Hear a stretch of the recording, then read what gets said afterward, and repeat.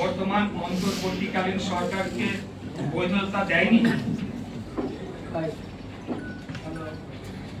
বরঞ্চ উল্লেখযোগ্য উদাহরণ হিসেবে ঢাকা দক্ষিণ সিটি নির্বাচন 2020 আমাদের মামলা ও রায়ের মাধ্যমে তৎকালীন নির্বাচনটির ফলাফল যে অবৈধভাবে ঘোষণা করা হয়েছিল সেটি প্রমাণিত হয় এবং ফলাফল সংশোধনের মাধ্যমে সেটি আরো সুদৃঢ় হয়েছে। আর অনেক জায়গায় কোনো নিয়োগ প্রক্রিয়া ছাড়া ওয়ার্ড সচিব হিসেবে এনসিপি সংশ্লিষ্ট ব্যক্তিদের নিয়োগ দেওয়া হয়েছে বলে অভিযোগ আছে, যা আইনত এবং সরকার পরিচালনার যে কোনো মানদণ্ডে অবৈধ। এরা কারা এবং কাদের স্বার্থ রক্ষা করছে এই প্রশ্ন নগরবাসীর পক্ষ থেকে আমি করছি। এই অভিযোগ সত্য হলে এর পূর্ণাঙ্গ তালিকা জনসম্মুখে প্রকাশ করতে হবে।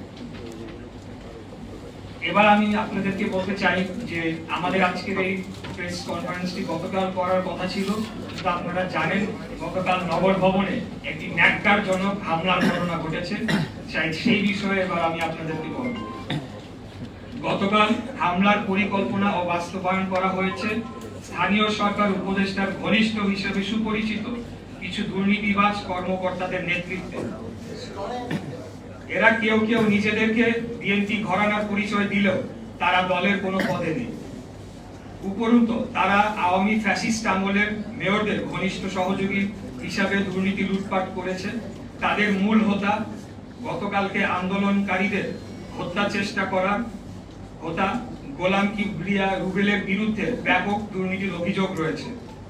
আসিফ মাহমুদ দায়িত্ব নেওয়ার পর রুবেল তার লুটপাটের হাতিয়ার হয়ে উঠেছিল বলে নগর ভবনের আনাচে কানাচে কথা হচ্ছে।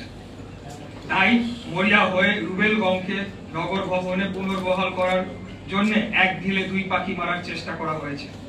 প্রকৌশল বিভাগের কুখ্যাত রুবেল একদিনও আন্দোলনে ছিল না, কিন্তু নিজেকে কোথাও কোথাও বিএনপির সমর্থক হিসেবে দাবি করে। তদবির করে কাজ ভাগাভাগির মাধ্যমে অবৈধ অর্থনৈতিক সুবিধা করে দেয় এনসিপি ও রাজনৈতিক কিছু নেতাদের।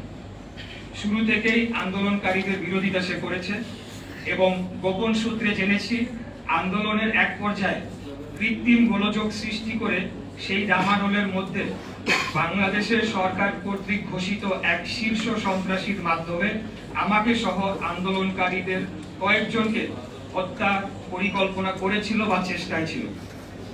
কথিত আছে সে এনসিপিতে যোগদান করেছে বা করবে।